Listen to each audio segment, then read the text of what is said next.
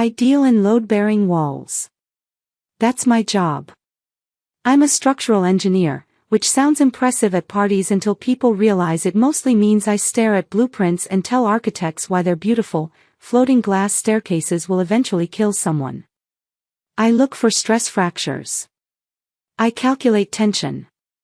I predict exactly how much weight a beam can hold before it snaps. My name is Grant. I'm 32 years old, and for most of my life, I have been the load-bearing wall of my family. You know the type. I'm the one who remembers birthdays. I'm the one who drives 45 minutes to jumpstart my dad's truck because he left the lights on again. I'm the one who co-signed my mom's cell phone plan because her credit score is lower than the temperature in a deep freeze. I'm the utility player. Necessary, boring, always there. Then there's Kinsley. My sister is 25, and she is what you'd call a facade. In architecture, the facade is the pretty front of the building that hides the cheap insulation and the rusting pipes. Kinsley is flashy. She's loud. She describes herself as a digital creator, and a visionary, which mostly means she takes photos of her latte foam and waits for an audience to applaud. And my parents? Howard and Brenda. They are the audience. They have been clapping for 25 years. I learned the difference between us when I was 16. I had spent 2 summers mowing lawns, literally pushing a mower until my hands were blistered and my shirt was soaked with sweat, saving up for a truck. I had my eye on this beat-up Ford Ranger. It was ugly, it smelled like wet dog, but it was going to be mine.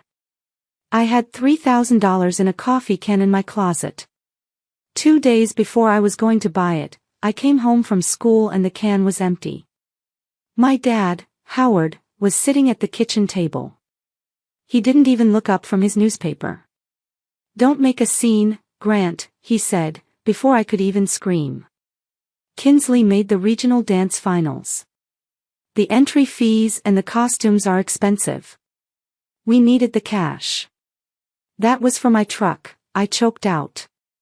He finally looked at me, his eyes hard. "A truck is a want, Grant. Your sister's talent is an investment. Don't be selfish. We're a family. We pool our resources." I never got the truck. I drove Mom's minivan until I graduated. And Kinsley? She quit dance 3 weeks later because the instructor didn't understand her energy. My $3,000 didn't buy a trophy. It bought 3 weeks of her playing dress-up. That was the lesson. I am the resource pool. Kinsley is the investment. That's why this house, my house, means so much to me. It's a 1920s craftsman on the edge of town. When I bought it, the inspector gave me a list of repairs 3 pages long. The roof had a leak, the porch sagged, and the hardwood floors were buried under 3 layers of shag carpet that smelled like 1978. But I saw the bones. The framing was solid oak. The foundation was poured concrete, no cracks. It was strong. It just needed someone to care about the structure, not just the surface. I closed on the house 2 months ago. I didn't ask my dad for a loan. I didn't ask my mom to co-sign. I ate ramen and worked overtime for 5 years to save the down payment. When the title company handed me the keys, I sat in the empty living room and just breathed. It was the first time in my life I owned something that Howard couldn't raid for Kinsley's next big thing. It was a boundary. Physical, legal, lockable. I spent every weekend for 8 weeks restoring it. I sanded those floors on my hands and knees until my back seized up. I painted the walls a calm, slate gray. I fixed the porch swing so it wouldn't groan when you sat on it. I wanted it perfect. Not for me. I mean, sure, for me. But deep down, I wanted it perfect for them. I wanted to invite them over for a housewarming and finally hear my dad say, "Good job, son. You built something solid." I wanted to prove that the load-bearing wall was worth looking at, not just leaning on. Last Monday, I sent the text to the family group chat. I attached a photo of the newly painted front door. Keys are in hand. The place is finally ready. Housewarming barbecue this Saturday at 5 p.m. Nana June is coming. I'm making steaks. I watched the bubbles on the screen. Kinsley replied first, just a sparkles emoji. No words. No, congrats. Just sparkles. Then Mom, we'll try, honey. It's been such a busy week with Kinsley's brand launch prep. Dad? He left it on read. I told myself that was fine. Howard isn't a texter. He's a show up and critique the wiring kind of guy. I convinced myself that was his love language. So, I went all out. I went to the butcher shop, not the grocery store, the actual butcher, and bought 4 thick ribeyes. $30 a pop. I bought a case of the craft IPA Howard likes, the stuff that tastes like pine needles and costs $12 a 6-pack. I bought a bottle of Sauvignon Blanc for Kinsley because I know she likes the label with the gold foil. I set the table on the back patio. 4 chairs. Plus 1 for Nana June, my grandmother, who insisted on taking an Uber because she didn't want to rely on your father's driving. I mowed the lawn in diagonal stripes. I wiped down the counters 3 times. I even put out guest towels in the bathroom, the fancy ones I'm not allowed to touch. At 4:45 p.m. on Saturday, I lit the grill. The charcoal smelled like summer. I stood on my back porch, looking at the yard I owned, holding a beer I bought with my own money, and I let myself feel a little bit of pride. I had built a life. A solid one. I checked my watch. 4:55 p.m. They'll be here, I whispered to the empty yard. They wouldn't miss this. At 5 p.m. exactly, a car pulled up. My heart jumped, but it was just a silver sedan. Nana June. She walked up the driveway with her cane, holding a Tupperware container of her famous potato salad. She looked at the empty driveway, then at me. Her eyes are sharp, Nana June. She sees things. Where is the circus? She asked, kissing my cheek. Probably traffic, I said, taking the salad. You know how Dad drives. He probably took a shortcut that adds 20 minutes. We sat on the patio. I opened a beer for myself and poured Nana an iced tea. The charcoal was gray and hot, ready for the steaks. 5:15 p.m.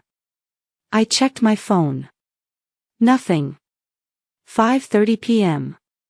The coals were starting to burn down. I texted the group chat, grill is hot. ETA.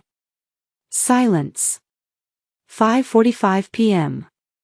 The sun began to dip below the fence line, casting long, stretching shadows across the yard. The condensation on the craft beer bottles had pooled onto the table, leaving wet rings on the wood I had just stained. Grant, Nana said softly. Put the steaks on. Just for us. I'll wait a bit longer, I said, my voice sounding tight in my own ears. They probably just got held up. Kinsley is always late.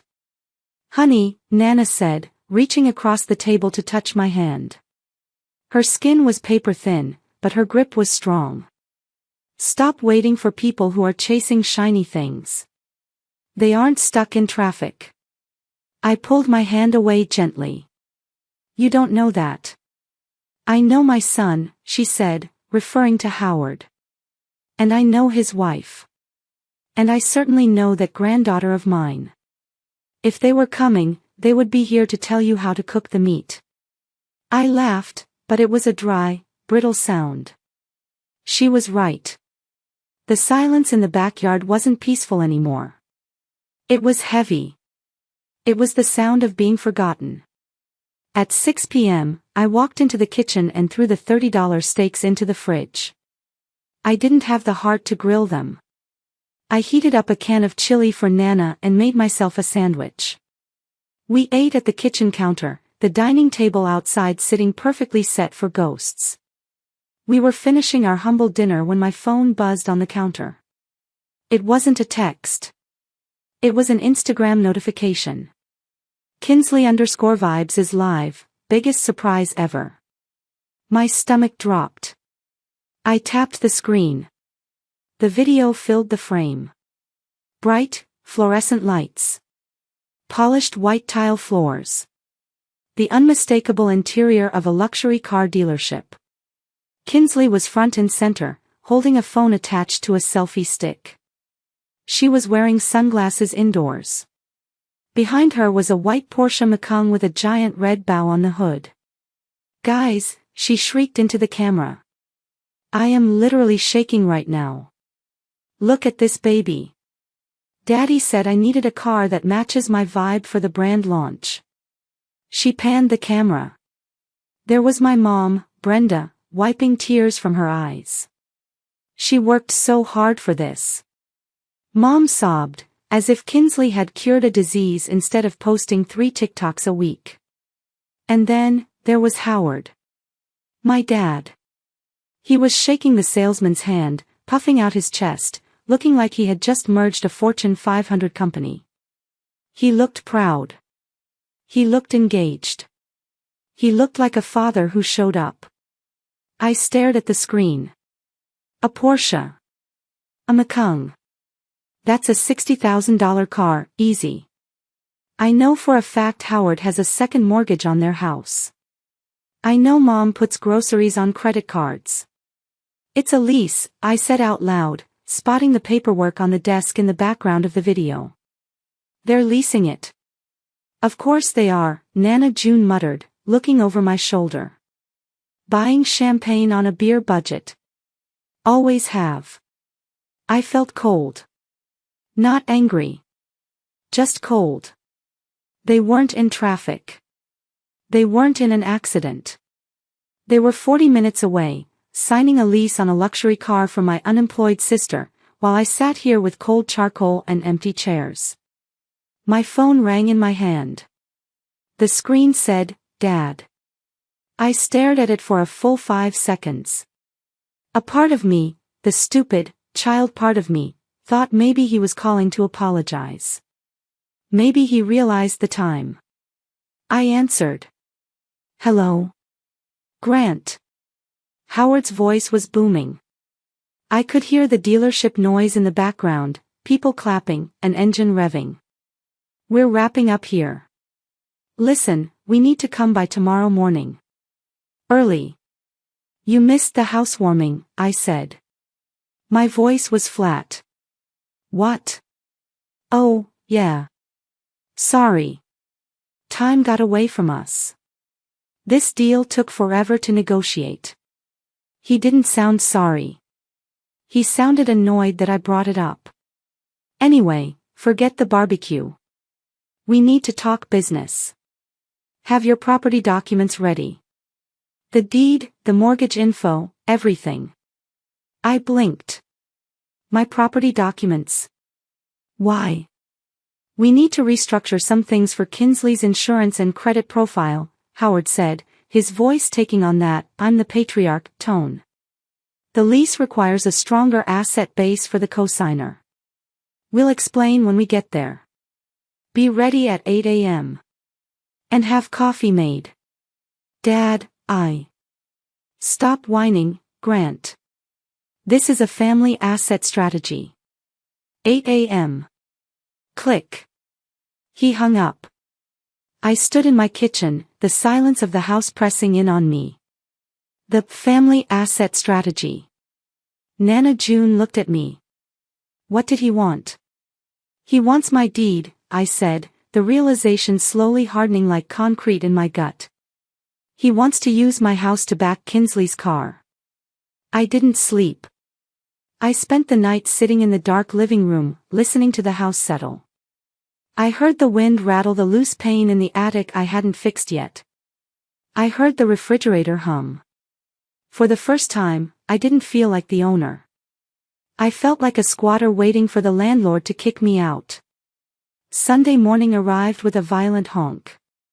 It was 7:50 a.m. They were early. I looked out the window.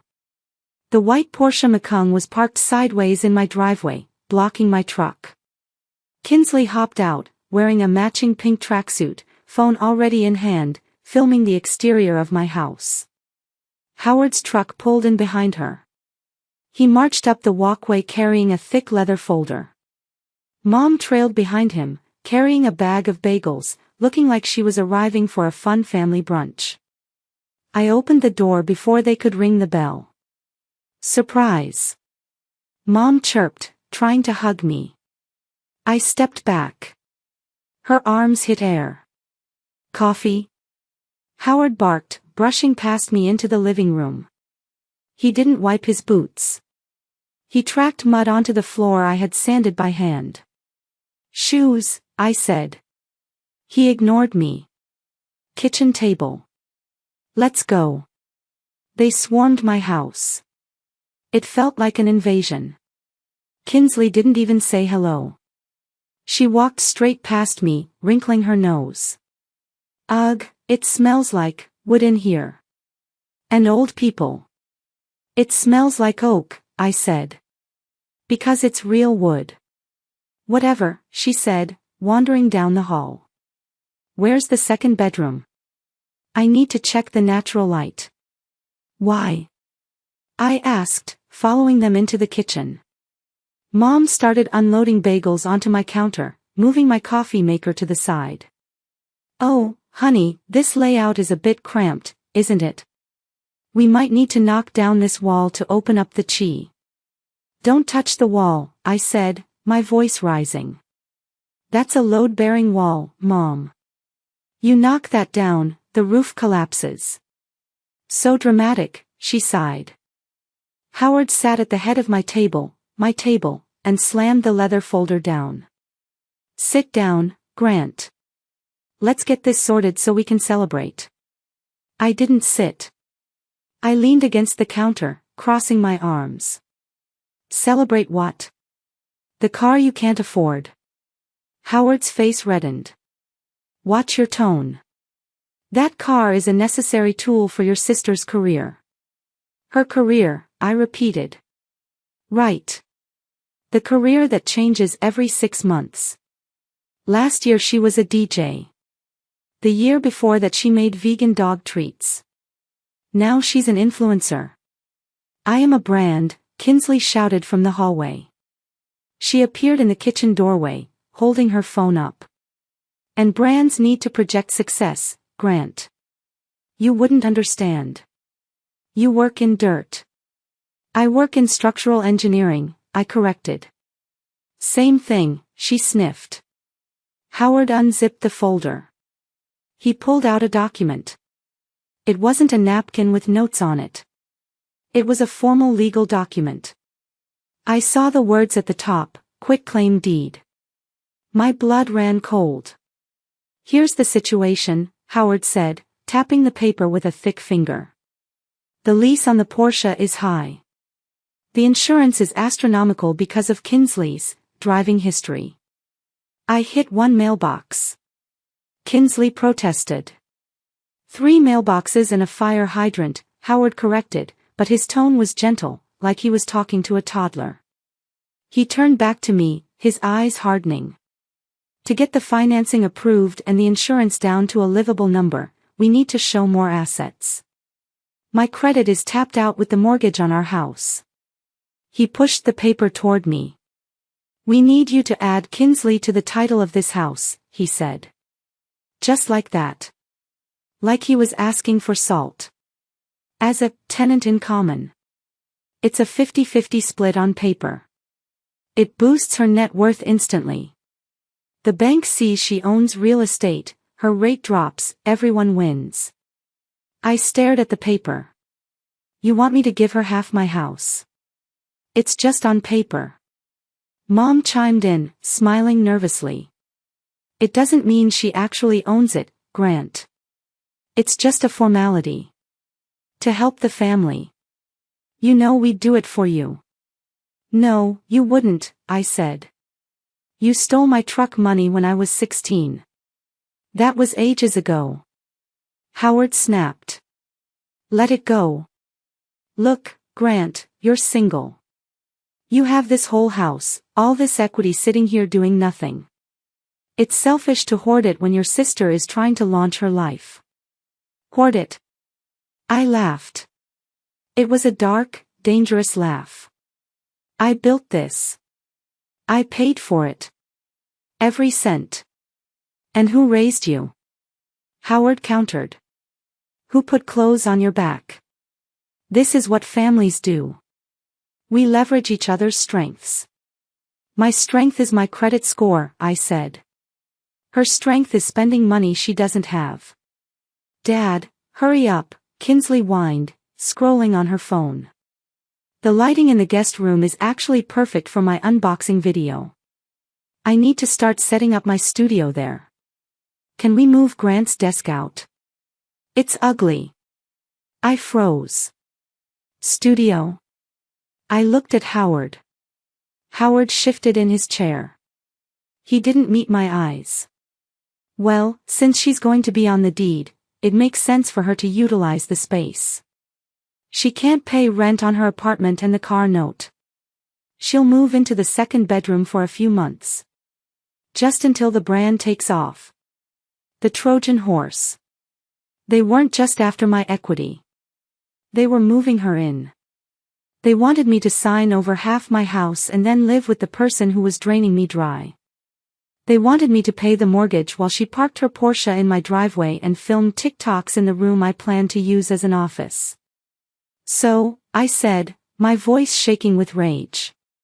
You missed my housewarming to get a car. And now you're here to take the house. We are here to help you manage your assets. Howard shouted, slamming his hand on the table. Sign the damn paper, Grant. Be a man. Take care of your sister. Something snapped inside me. But it wasn't a loud snap. It was the quiet, terrifying sound of a cable parting under too much tension. I went into work mode. When a building is condemned, you don't argue with it. You don't yell at the bricks. You evacuate the premises. I walked over to the table. I picked up the quitclaim deed. Grant, good, Howard said, relaxing. Do you have a pen? I looked him dead in the eye. And I tore the document in half. The sound of the ripping paper was loud in the quiet kitchen. Grant! Mom screamed. I tore it again. And again. Until it was confetti. I let the pieces fall onto the bagels. Get out, I said. My voice wasn't loud. It was absolute. Excuse me. Kinsley laughed, like it was a joke. Get out of my house, I said. Take your leased car. Take your fake brand. Take your audacity. And get off my property. Howard stood up, his face turning purple. You listen to me, boy. I am your father. You don't talk to me like that. You owe us. I don't owe you a damn thing, I stepped closer to him. I'm 6'2". Howard is 5'9". For the first time, I used that height. I paid for this house. My name is on the deed. Mine alone. And it stays that way. You're making a mistake, Howard spat. You cut us out, you're on your own. No family. No support. I've been on my own since I was 16, Howard, I said. I'm just making it official. I walked to the front door and threw it open. Leave. Now. Or I call the police and report trespassers. And I will tow that Porsche before it hits the asphalt. Kinsley looked scared now. She saw the look on my face. She scurried out the door, clutching her phone. Mom followed, crying loudly, how can you be so cruel? We're family. Howard stopped in the doorway. He looked at me with pure hate. You're a selfish, ungrateful little. Goodbye, Dad, I said. I slammed the door in his face. I threw the deadbolt. Then the latch. I stood there, listening to them screaming in the driveway.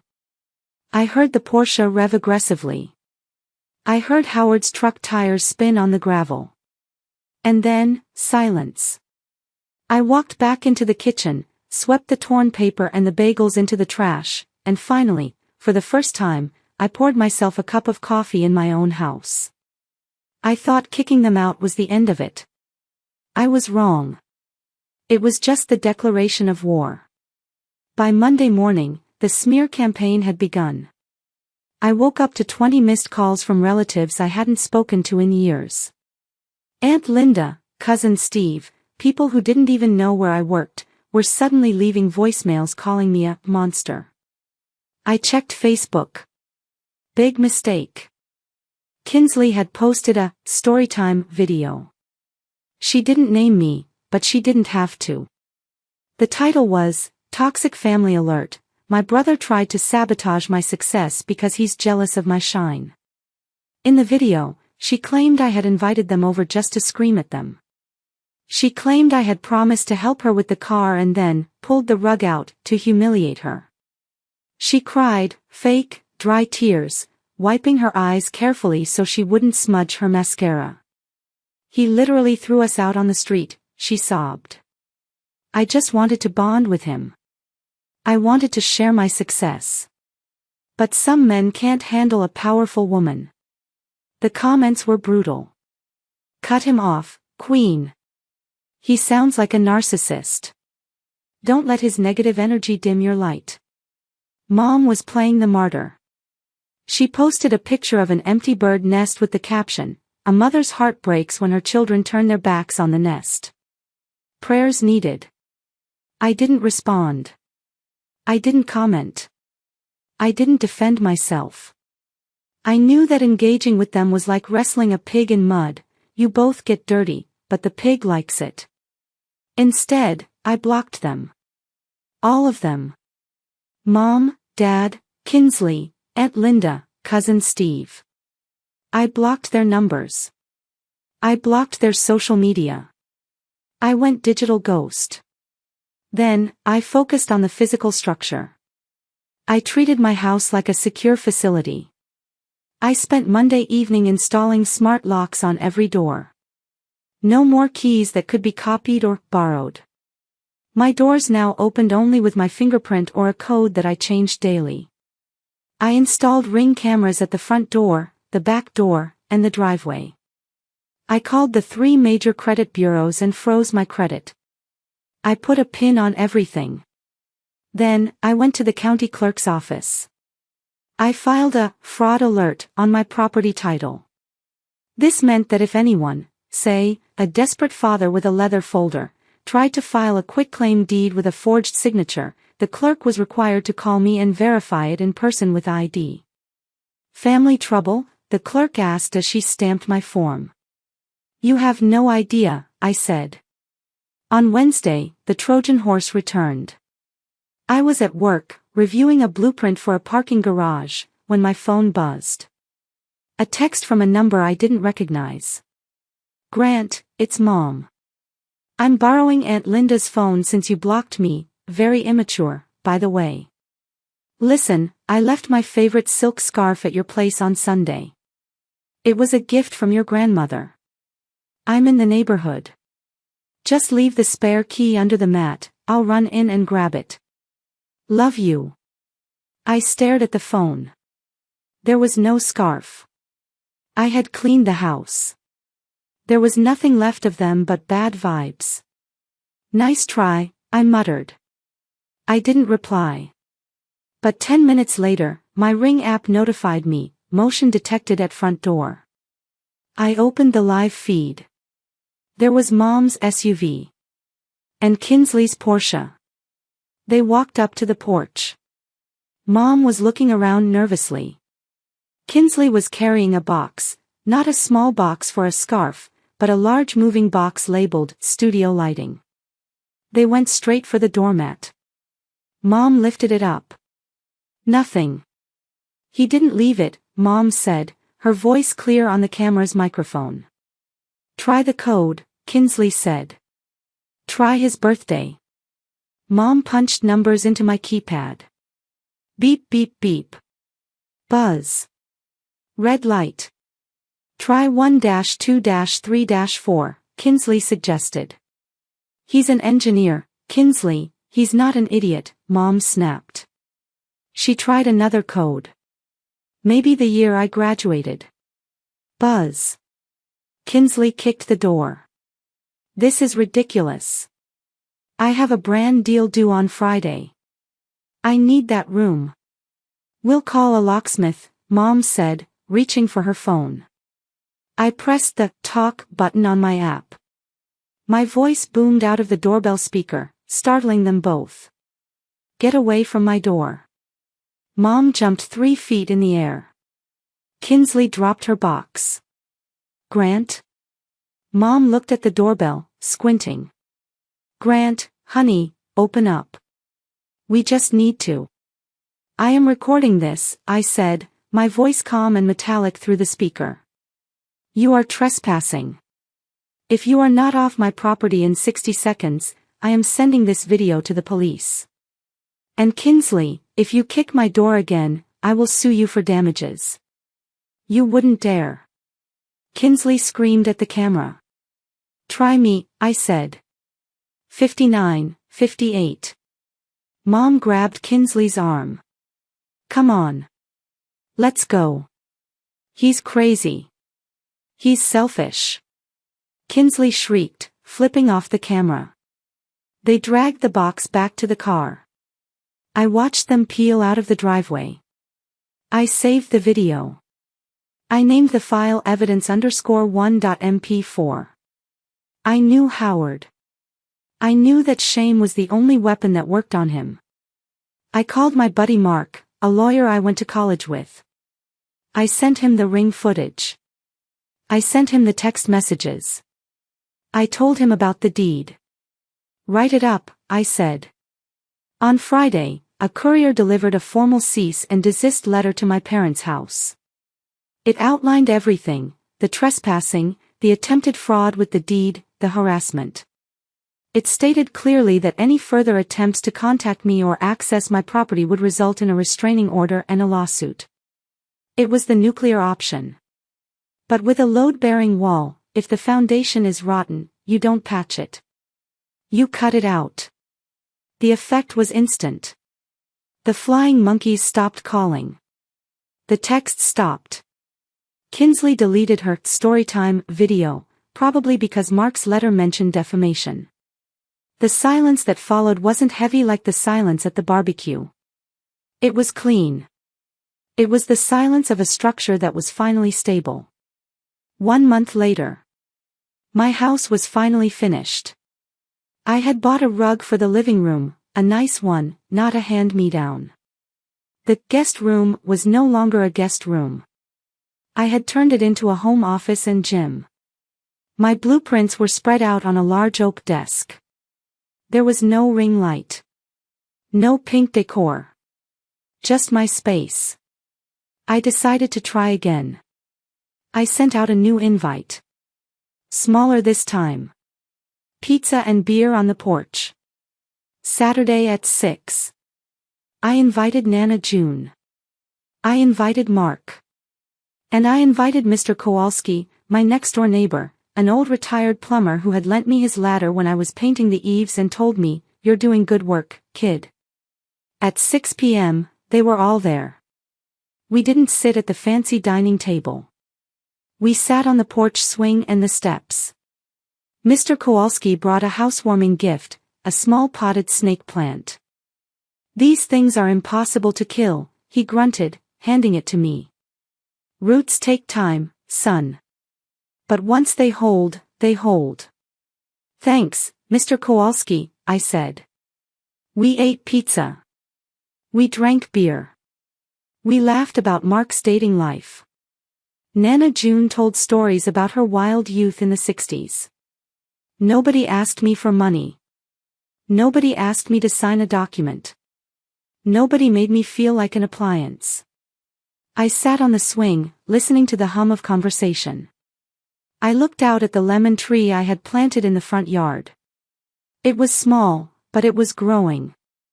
I pulled out my phone one last time. I went to Kinsley's Instagram.